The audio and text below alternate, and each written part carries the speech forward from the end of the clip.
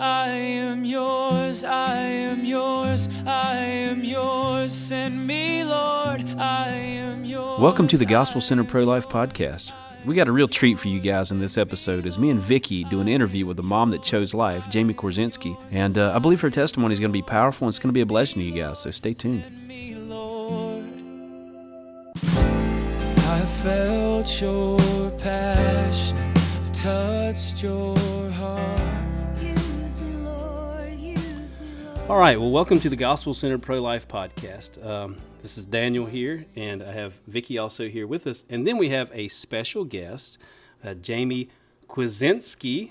Man, I Good told you I job, would though. ruin that. Hey, you know what? I tried. Yeah. And she's with us today. She had chosen life for her little boy, Gabriel, a couple of years ago, and she's been one of the moms that has chosen life with us, who's been a great blessing to us, and shared her testimony, and even shared that testimony. It was shared on WBT radio at one point, right? That's right. I think it was, yeah. Yeah. And maybe you didn't even On one know of the that. radio You shared- stations. Yeah. Oh, I didn't know that. Did you know that? Well, I had no idea. Yes. Well, you should have known that. But anyway, it was awesome.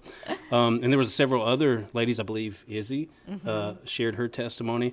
But we wanted Jamie to come in because we thought that her testimony would be a blessing to you folks who listen to the podcast and just an encouragement to you, but also maybe you could learn something if you're doing pro-life ministry, if you're reaching out at abortion centers like we do, if you're working in a pregnancy center, or whatever you're doing in pro-life ministry.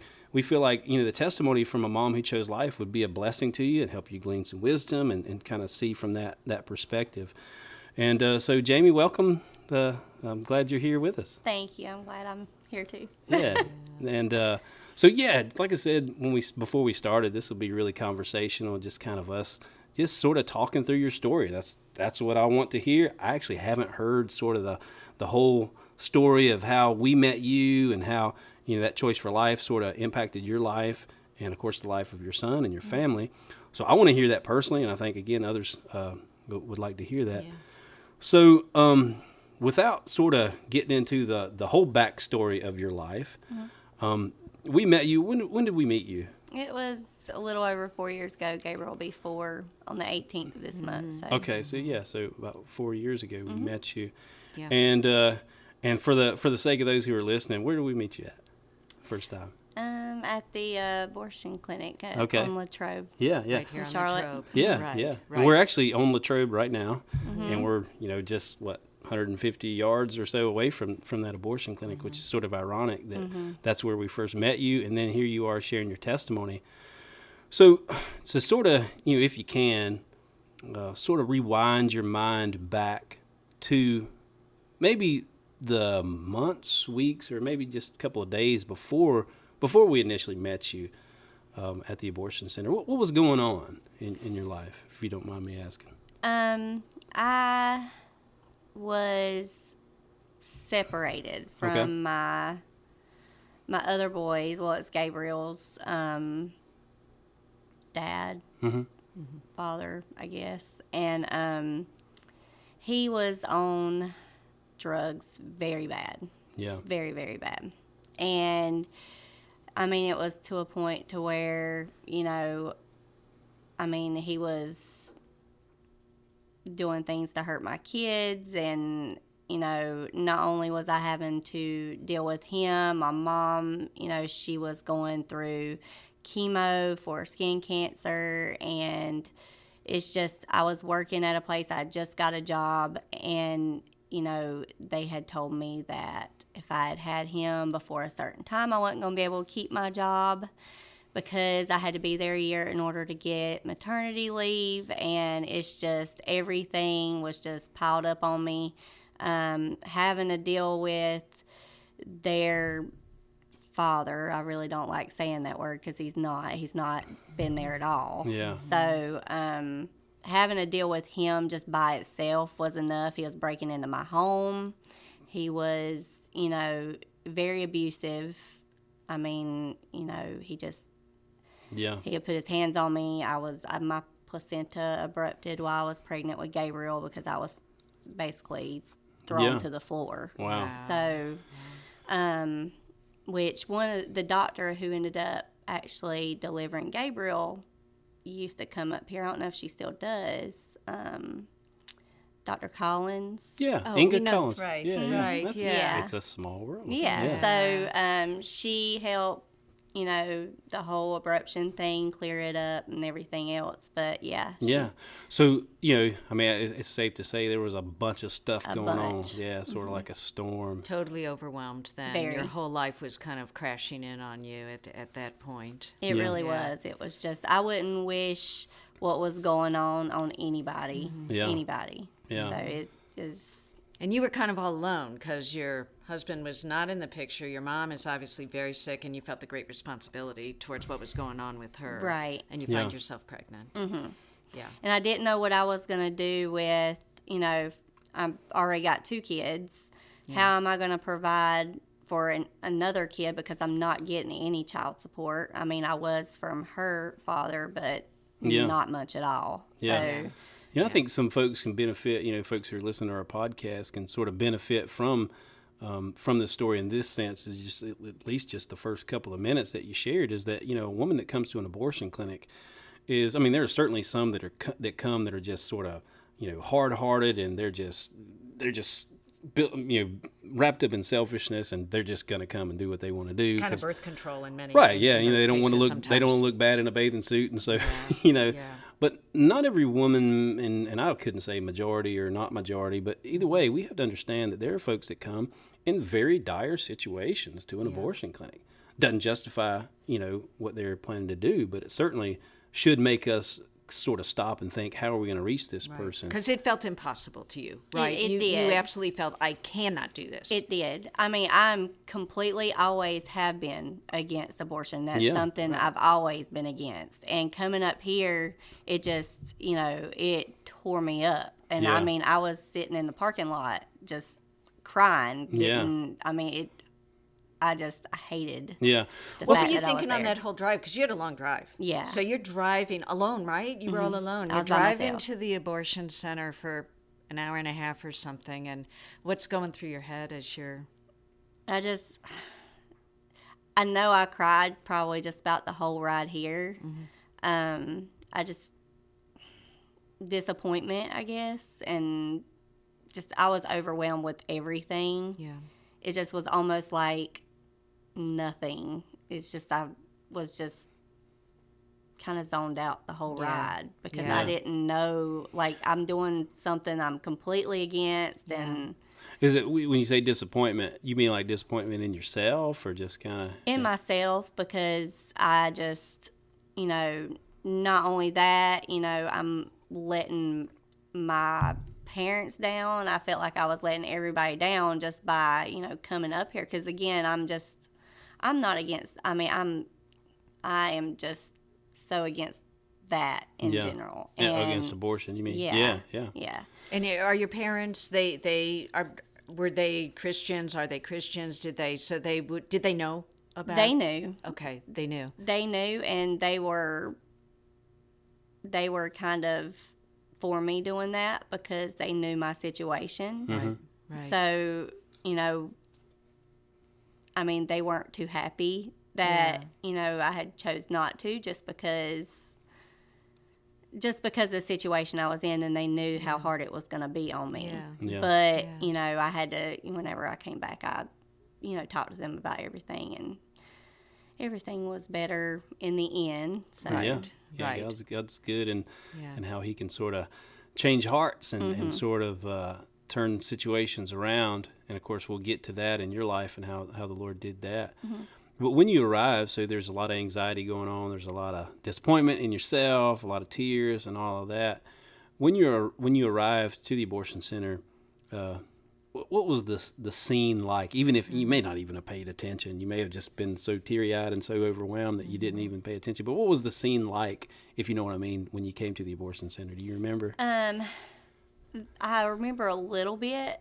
I remember driving up and seeing y'all on the sidewalks. Y'all weren't really pushy or anything like that. Y'all were being, real gentle about the whole situation. And I could hear you guys talking. and, you know, trying to talk me into coming to speak with you and everything. And I think, I want to say maybe when I was pulling in, one of y'all may have stopped at my car and, you know, was like, you know, why don't you come and talk to us? We can help you. And so I just went on and pulled into the parking lot and just sat there and just cried and cried and cried. And then I heard them talking about, you know, do you want an ultrasound? We'll show you the baby and all that. And I was like, you know, okay, let me, because I couldn't do it. Yeah.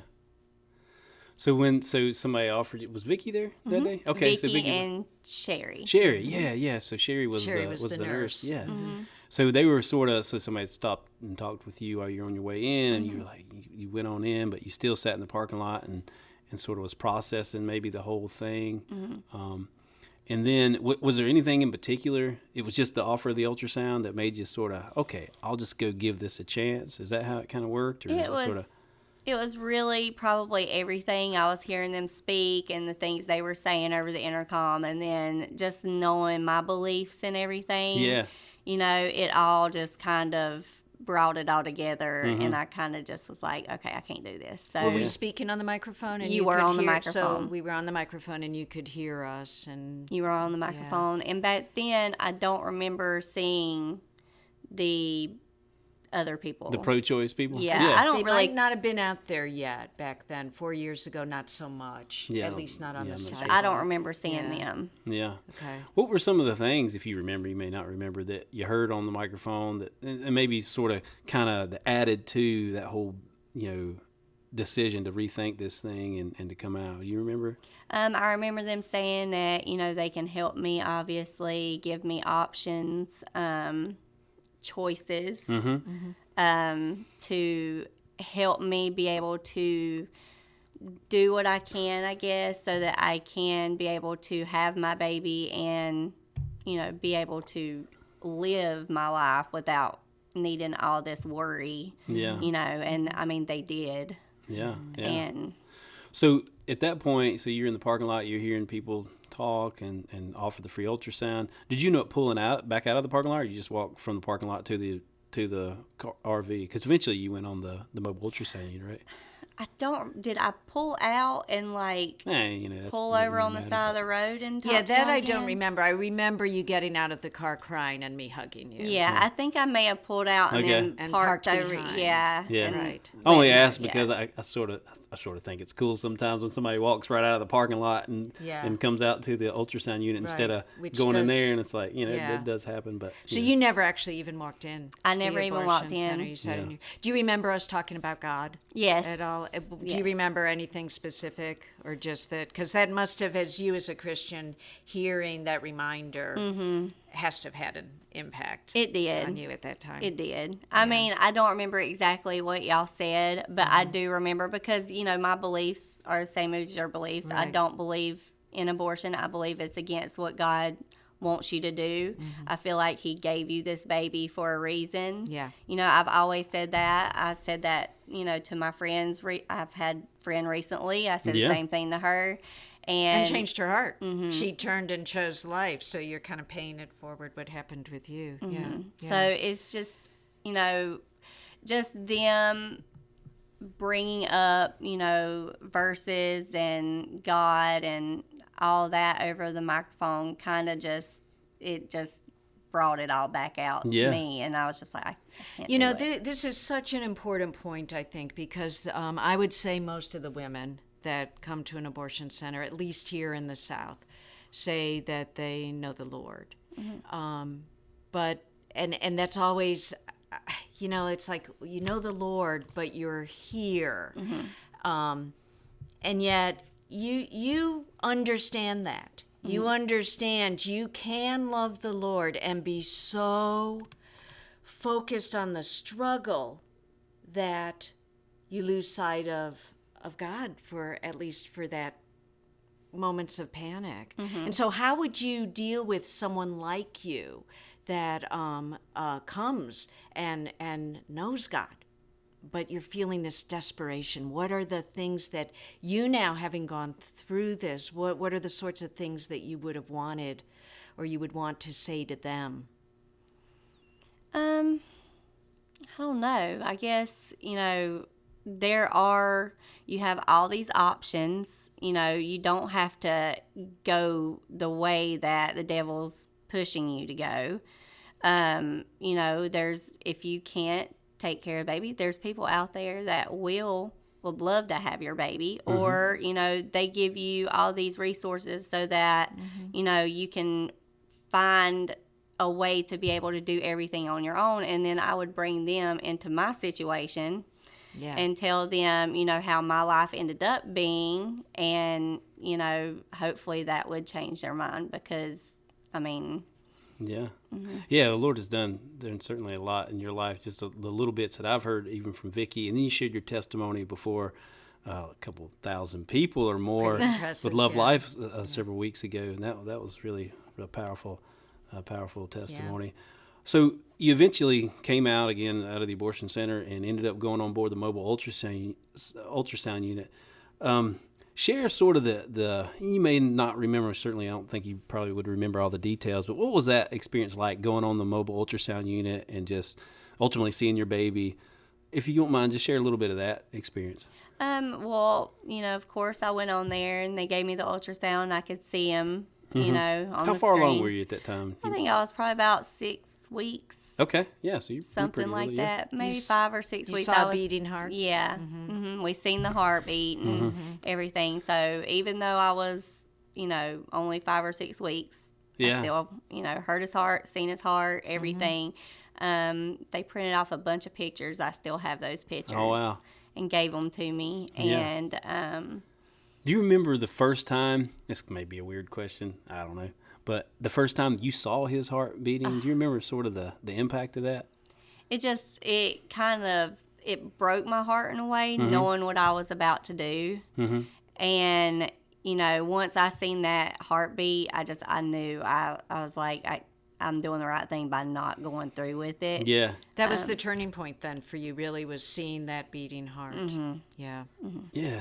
And God's so good to sort of, and I don't say that to toot our horn. We're out there by God's grace, and of course it was His Spirit sort of working on your heart and all of that. But it's just the Lord sort of puts things in our way, not sort of, but definitely puts things in our path to get us to turn to Him and to do the right thing. And that's ultimately what you did by His grace. Yeah. You remember after that point on the mobile unit, if you had sort of any experience of like, Viki counseling with you and sort of walking you through sort of some of the resources and stuff like that? You remember that? I remember Viki sitting me down. We discussed my situation, her and Sherry both, and we were talking about, what my options were and, that they would be here for me. They had counselors that would stay with me. Were you in danger at that point of losing your job? Because I do know shortly thereafter. I ended up losing my job. And I know that we counseled and talked about, and you did a great job on your own, but I know that we were involved in some parts in saying, hey, this is illegal. They weren't moving you. They weren't moving you to a place where you could work safely being pregnant, correct? Right. Yeah. My placenta was abrupted. This was before, I had the doctor fixed it and everything. But when my placenta abrupted, I was working at a job, a car manufacturer. Right. And I was having to lift heavy boxes and kind of do strenuous things. And they knew you were pregnant. They knew I was pregnant. Right, okay. They knew I was pregnant. I went up to them. I was already trained in another section that was not hard. Yeah. And I had asked them if I could just be moved over there. Yeah. And they refused to move me over there. Right. And so, and I had been cramping and I was kind of worried. So I was like, I can't keep doing this because something bad is going to happen. Right. This happened maybe a week or two after I came up here. Right, because I recall that you called, and you're like, what do I do? Yeah. And now I don't quite remember if you fought it legally, but we certainly gave you resources saying, Yes. they can't do this. This Yes. is illegal. They cannot fire you for being pregnant. That's against the law. You gave me resources. You told me to get in touch with the EEOC. Right. And so I did end up going through with all that. Right. It is considered sexual harassment. Right. So whenever when you're pregnant and they don't move you to a part to where physically you can work, that's illegal. Right. So Which is so important, because I will say there are a huge number of women who come here who find themselves pregnant. They're working. They must work. They need that income. And they say, I'll be fired. I've been told I'll be fired. Well, that's illegal. And so it's good to know. Well, so you fought it. I You did. fought it and won. And then there was the baby shower, I'm sure, that was offered. yes, right? yes, Yeah. y'all came and y'all. Sherry drove about 2 hours, I think, and drove to my mom's house and brought me so much stuff. I Right, didn't through- have to get anything Yeah. for him at all. Like, it was a blessing. That was through Truth and Mercy Pro-Life Ministries with Cheryl Chandler. She supplied the things, and then you could not come out here. So Sherry, the nurse, drove and brought you all of those things. And was that helpful? Oh, it was very, very helpful. Yeah. Very helpful. Yeah. So you're just kind of talking through the different resources and connections that you were that able we to make with followed her. through Yeah. it. Yeah. And so, maybe I'm jumping ahead. I don't know. But after that point, you saw Gabriel's, at that time, God knew his name, but maybe you hadn't named him yet. But you saw his You heartbeat. named him pretty quickly, didn't you? When you Yeah, found when out his due date? He was due on Christmas Day. Okay. They told me in the ultrasound that his estimated Okay. due date was Christmas Day, and even when I went to the doctor, it was saying Christmas Day, and I was like, well, you know what? I want to name him something, that has to do with the Bible or Christmas, because he's due on Christmas. So Yeah. I named him Gabriel. Yeah, like so the was angel. that, Very was that good. kind of like an affirmation from God? So when you heard Christmas Day, I remember us all just saying, "Oh, only God." Yeah. So you saw his heartbeat. The Lord sort of, I guess, solidified your decision for life rather than abortion. You heard about the resources and all of that stuff. Was there a point where you felt that a burden had sort of been lifted from your shoulders, like this, I can breathe again now? Was there a point of that? Yes. I mean, going back home, still having to deal with that stuff, of course, that burden was still there. Yeah. But the resources that you guys had gave me helped me get out of that. Yeah. Before I even left, y'all had gave me, I think, 2 or 3 bags full of maternity clothes. Right.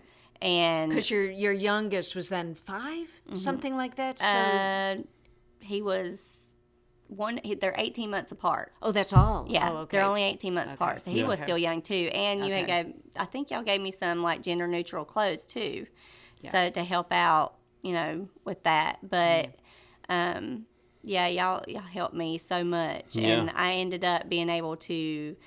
I think you helped me find a lawyer that was a Right. pro bono Right. lawyer Right. for domestic violence. I ended up getting a Right. ex parte. Okay. Right, because at and- that point you really weren't sure, how do I get out of this? I know it's dangerous. I know it's damaging, but I have no money to help. And again, with the magic of Google, we found Yeah. we found resources Yeah. to help you, and they did help you. Yes, Yeah. she was able to get that granted for me, and so I ended up with the restraining order, and it may not have worked for a couple years, but Yeah. I mean, I ended up moving back in with my parents to get him to stay away. But Wow. Yeah. it was just I mean, that's kind of the point you're making here, and the point that, folks should be hearing is that even when a mom chooses life in such a sort of drastic way at an abortion clinic, it doesn't mean the situation that seems like abortion was a good option for her just goes away. It's like Right. you chose life on that mobile ultrasound. You saw your baby's heartbeat, but your situation was still there. There was was. still the stuff going on, and you still had to kind of go back into that.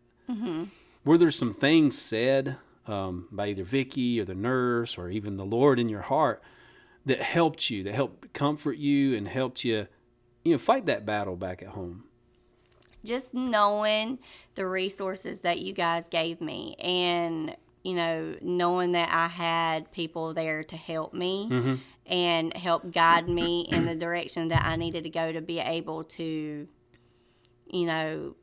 get through all that. That helped me like a whole lot. Yeah. You didn't feel all alone. I didn't feel alone anymore, Yeah, because at that time I was extremely alone. Like nobody was in my corner at all. Right. Yeah. Right. Yeah, that can be a tough situation. It to be can, in, and if it's anything. overwhelming to a counselor too. I think when there's someone with the host of really severe issues that you came with, and I think so many people in the pro-life movement can be overwhelmed and can say, "What can we do? How can we help this?" And we're nobody. Yeah, We didn't yeah. know how to help either, but we knew that God is a mighty God. You had just made this amazing choice in the midst of your circumstances had not yet changed, but we know that God will provide a way. And there's a network. Everybody has a network of friends and people and Google that you can that you can call upon. I wonder if the Google company would be happy with the fact that we're using their not search sure they engine to help women Probably choose life. not. And Sure, but it was more that you knew there was someone in your corner. I like how you said that there was someone else fighting for you, so that you weren't all alone. Yeah. Yeah. Yeah, it's pretty amazing, again, how the Lord can bring those things about. And, I'm amazed sometimes by, as a ministry, as we encounter situations like yours and other situations, of the stuff that the Lord sort of puts on our lap and the organizations that we end up connecting with to meet needs that we're like, well, I didn't even know this organization existed. And, I think, for example, of an organization, this doesn't have to do with your story, but with the couple of moms that we've encountered that are drug addicted, that are pregnant. And it's like this amazing organization sort of opened up that has a maternity home for drug addicted women. It's like, who knew, And But they'll we were able change to find that. Medicaid. I think Google helped over us find from that, where right? I found that again. It was another thing, and I think that is just such an important message to anyone who, you probably encountered it with a friend that you talked into, choose life, and then you're like, but now what? Yeah. But now what is now God, and trust that there is a way. When you make a choice for life, God will make a way. Yeah. Well, let's talk a little bit more about it. You've shared some of that. I mean, like a lawyer that you helped her connect with a lawyer? Is that right? Which is She did. pretty amazing. And trying to handle that situation, which in itself is a difficult situation where Right. you scratch your head and are like, okay, how do you deal with this? Thank God that situation was dealt with. Yeah. But there are other stuff going on. You already mentioned the job situation. How did that situation pan out? Well, I ended up losing my job. Yeah. So that I ended up taking them to court, or the EEOC did, because of it being, it was illegal what they were doing. Yeah. I ended up, was about a year later, they ended up hiring me back. Okay. So I ended up getting that job back at the same place. They just put me in a different department. And they ended up, I won my lawsuit with them and everything else. So that kind of helped build everything back up, and, it kind of made things better. Yeah. But, it was a good paying job. I was able to, get on my own with my kids and everything. And I met my now husband there. He was my trainer. Oh, really? Oh, that's it's a pretty fabulous cool. story then, because you come out of such a really horrific relationship and kids that you love, and then you meet the love of your life. And so God kind of opened a whole bunch of doors for you following that choice for life. He did. Yeah. He did. Now, it wasn't all a bed of roses along the way, right? No, it wasn't. But, once, it took me a good, I would say, 2 years, because Gabriel, I think, was like 2 maybe when he came in the picture. So he's about to turn 4. So, yeah. It took about 2 years for it to finally level itself out, kind of. But, finally, after that third year, everything is way better, Yeah. so much better than what I could have ever imagined. So. Yeah. I know there's a scripture that comes to mind for me. Jesus said, in this world, you will have tribulation. So it's like, okay, you're going to have stuff going on. But he says, but take joy, for I have overcome the world. And that scripture, of course, is, he's talking to his disciples, and he's saying, hey, you guys are going to be really persecuted, and people are going to mess with you. It's going to be, life's not going to be easy for you, but I've overcome the world.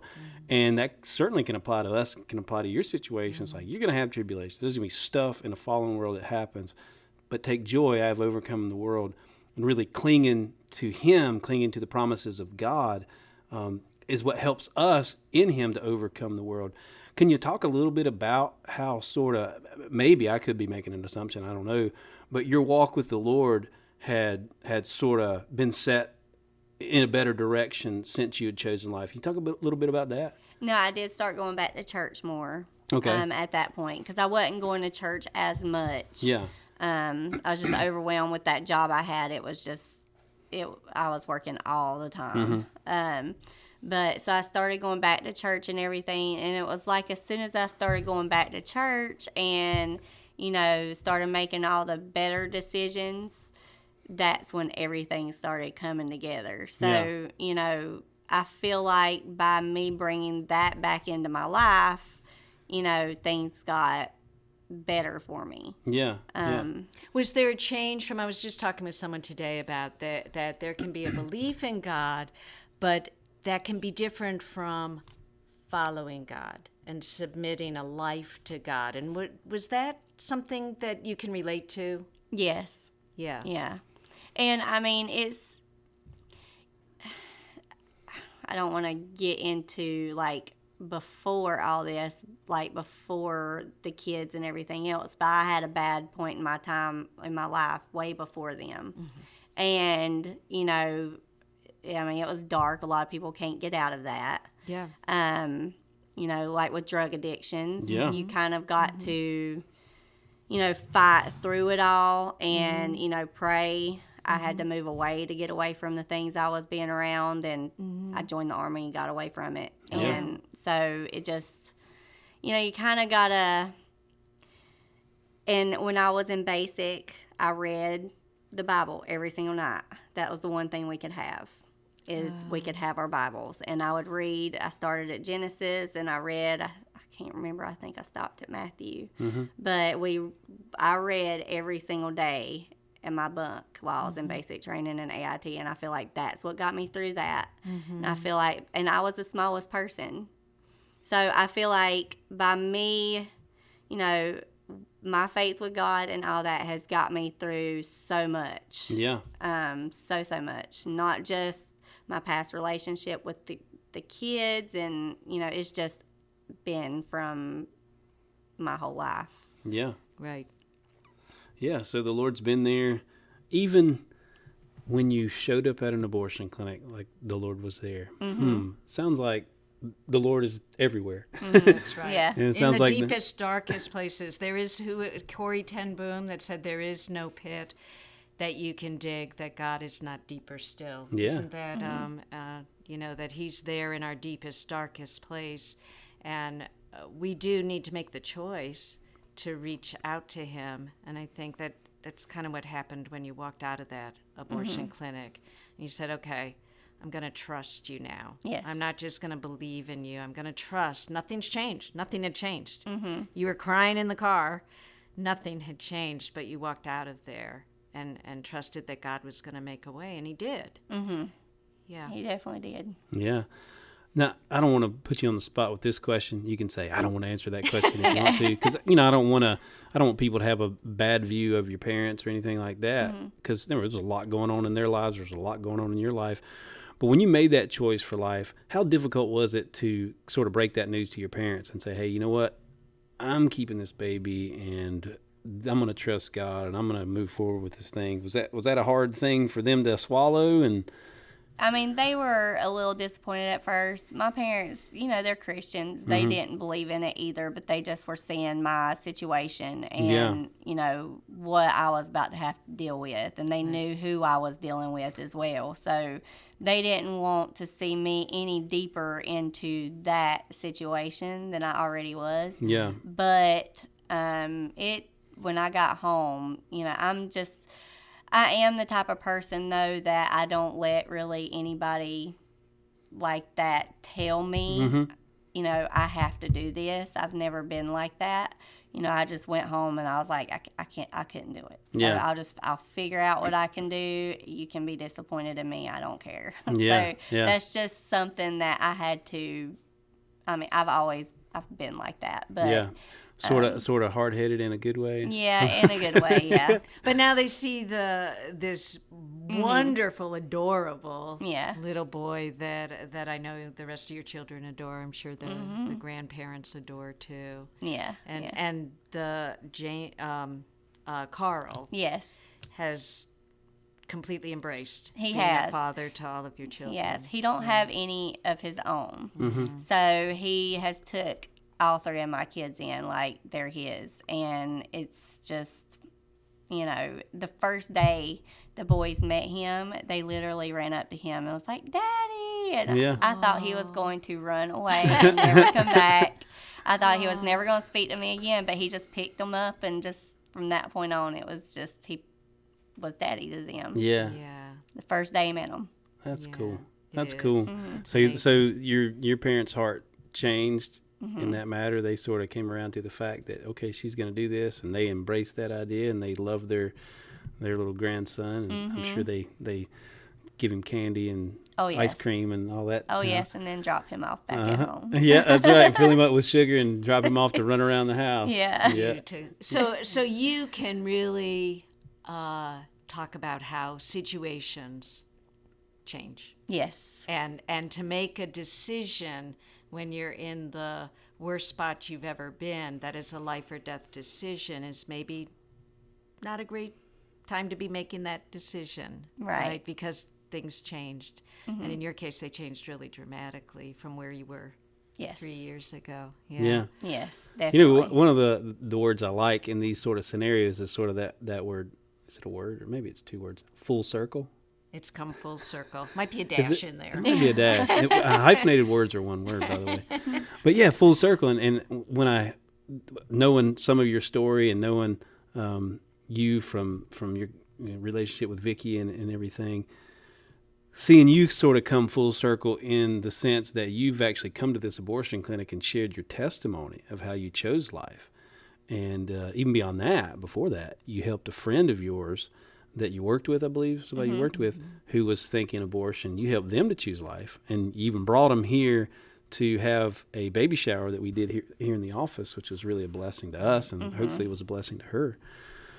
But yeah, I mean, you've sort of come really full circle here, and now on the podcast here, but also in front of the crowds of 1,000 people or more, and on the radio that you didn't know about. Your testimony was shared. That's powerful. Share a little bit about, if you don't mind, your feelings in coming here again. Was that your first time ever coming back to this Latrobe Drive? It was. First, when I pulled in, I got emotional right off the bat. I got out of the car and seen Viki, and I And I lost hugged her it. again, and she cried again. Yeah, I lost it. Yeah. I just coming up here just brought all those memories back. Yeah. And it just kind of tore me up inside that I had even thought about that Yeah. decision. Yeah. Were you nervous? I was very nervous. Yeah. She was ready to pass out, but and I kept saying, bend your knees and take a breath, put my arms around her butt. So, which makes it all the more remarkable because you were terrified, never done anything like that. What compelled you to get in front of those 2,000 people and speak? Just hoping that I can reach somebody who's in my type of situation or in the situation I used to be in. I wanted, that to kind of help somebody in that situation if they were able to hear it. Yeah. So I just wanted it to, just Yeah. to help somebody. Yeah, and we know it did, and that testimony was shared all over the internet because I shared it among other people.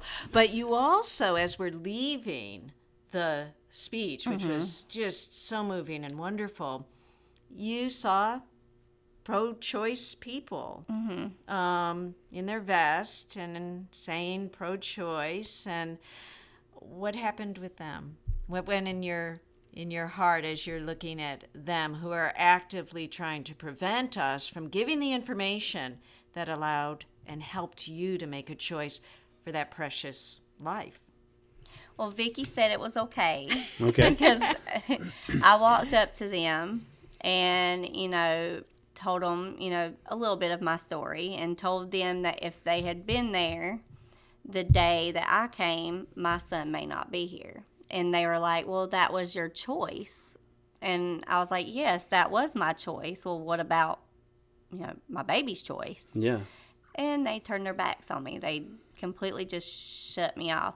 There was one girl who had her face completely covered with a sign the whole time. She wouldn't even let us look at her face. Yeah. And I didn't even realize that till I started looking at pictures. I'm like, I remember she didn't even let us see her face. Yeah. It's like she's almost kind of, what is that word I'm looking for? Ashamed? Ashamed to even be out there. Yeah. Yeah. Well, it could be because, a lot of times when we could do it as pro-lifers, we can view this issue as sort of just political and disconnect it from human beings and disconnect it from real life. I think it can happen, again, on the pro-life side. I think it can happen certainly on the pro-choice side. And whenever you're face-to-face with the reality of the choice or the opposite of that choice, and you're face-to-face with a woman who had almost made that choice, who's saying to you that if you would have been here and tried to prevent these people from talking to me, which is what that's their goal That out is here, their goal. Yeah. then I quite possibly would not have my son, who's a blessing. And rather than process that and rethink their persuasion, maybe some of them did. Hopefully they did. They just sort of turn their back on you and They couldn't answer my question Yeah. at all. not, They just couldn't answer, just turn their backs. yeah. Now these are the folks that oftentimes tout themselves as the most open-minded and the most willing to listen to everyone and anybody. And it seems that wasn't the case, at least that day. Right. And they're No. wearing, things that say pro-choice, but you They're kept not. trying to tell them, but you're blocking the choice that saved my baby. You're blocking the choice for life. You guys give more choices than they ever would. They only do one choice. That's not a choice. They're pro-abortion. That's Yeah. all they are. They're not pro-choice. If they were pro-choice, they would be giving choices to these women, Right. not pushing them to that abortion clinic. Yeah. Because, you guys are given the choices and the options Yeah. to help them be able to keep their baby instead of Yeah. throwing parties and doing everything that Exactly. they do over there. But now they say that all the women, they tell us, oh, well, all the women that come there, their mind is made up. Was that true for you? Over there, Yeah. it was not made up. I was still in, this whole, I guess, cloud Yeah. is what you can say it was, because I didn't want to be there. I didn't want to be there at all. And I'm sure every woman who goes there probably feels the same way, just about. I mean, you may have some that just, Yeah. Yeah. but I'm going to ask you a question that I think is going to be real important, and maybe a heavy question, maybe not. And it helps. Hopefully, it will help other people who are thinking about getting involved at an abortion clinic, sort of spur them to action. Do you think that if there were no pro-life people on the sidewalk in front of that Latrobe Abortion Center when you arrived, that you would have quite possibly gone through with that abortion? I may have. Just because I didn't know what else to do. I didn't know I had options. Yeah. I didn't know I was going to have, the things that you guys offered me. I didn't know that I was able to do certain things to be able to get where I needed to go to be able to take care of my kids. Yeah. So if you guys hadn't have been there, I probably would have. Yeah. And that's the sad reality, all over the country. I mean, there's, I don't know how many, I think there's 700 and something abortion clinics across the country. And some of those, there's nobody there to reach out. And, there are even abortion clinics in the city of Charlotte. There's 4 of them now in the city of Charlotte. Latrobe is still the most visited abortion clinic that does more abortions than probably all of them combined. But there are times that there aren't any people there at those other abortion clinics. Thankfully, we have somebody here every day.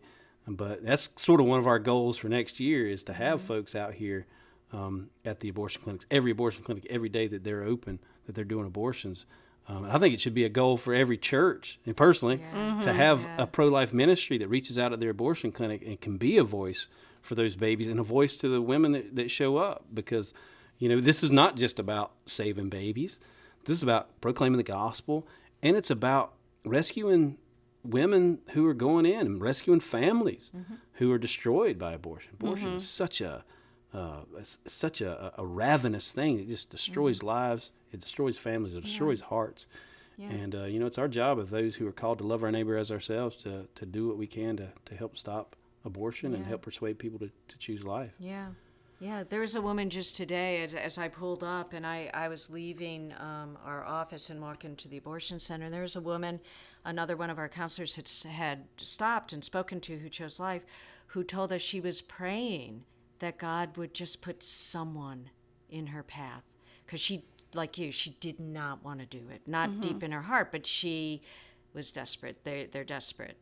And so praise God that there were people standing there that could tell them, you don't have to do this. There are options. Yeah. Well, as we wrap up here, I want to give you an opportunity, if you want to take the opportunity. If you had, and she asked earlier, but I'm going to ask again because I think it's cool to ask you again. If you had the opportunity, and you did, to speak with an abortion-minded friend or family member or whatever, what are some of the things that you would say to them to help persuade them not to go through with an abortion? I'd bring up my story. Yeah. Powerful story. Yeah, everything I went through, I know everybody's different, but just the fact that by me choosing life, my life has turned around so much. I now have a man who takes care of my kids, like as if they were his own. We just bought our first house. Everything has completely changed. And I feel like by me doing all that, it pushed me in that direction. And I feel like it will do that for other people as well. Yeah. If you just try to fight through it all, I know it's hard because it's very hard. Yeah. Very hard having to deal with all that. But if you can just try to fight through it just for a little bit, it's going to end up better in the long run. God never gives you more than you can handle. Yeah. So it always will end up in the direction that it's meant to be, and you're going to end up in a better situation. Yeah. Yeah. Yeah. You quoted a scripture at the end of your speech. Was that lean not on your own understanding? In all your ways acknowledge him, and he will direct your paths. That's one of my favorites, too. Yeah. That's one of my favorites. And he did that for you, didn't he? He did. Yeah. That's why I chose that verse. Yeah. Praise the Lord. Yeah. Well, Jamie, thank you for coming and sharing. I know Thank you're a good ways away from here. It's like 2 hours for you to get here or something. Yeah. And so we really appreciate it. I know the folks that are going to listen to this podcast are going to appreciate it. I appreciate it just personally, just hearing your story, just hearing what God has done. It's such an encouragement to me, such a blessing to me. I do want to encourage those who are listening to the podcast to go on our website and connect with us. Charlotte.citiesforlife.org is our website. And also we do have, as I'd mentioned, people getting involved in sidewalk counseling, being a presence at the abortion clinics. We have a website that's designed to help you to do that, www.sidewalks4life.com. And that'll train and equip you and help equip you to get involved in sidewalk counseling. If you want to connect with me personally, you can connect with me through my email address, dparks@citiesforlife.com, and Viki, vcasiorg@citiesforlife.com. We'd love to hear from you. We'd love to get some feedback. from you on this podcast or other podcasts. We'd love to hear from you. Some suggestions of other podcasts. Hopefully we'll have some other moms like Jamie who have chosen life on a podcast, on an episode, and share from their perspective. But we were blessed to have you here, Jamie, and we're blessed for those who listen, and pray that you're blessed as you continue to seek to serve the Lord. Use me, Lord, oh, use me, Lord. Give me an outlet for love. Give me an outlet for gratitude. I know it will cost me my life.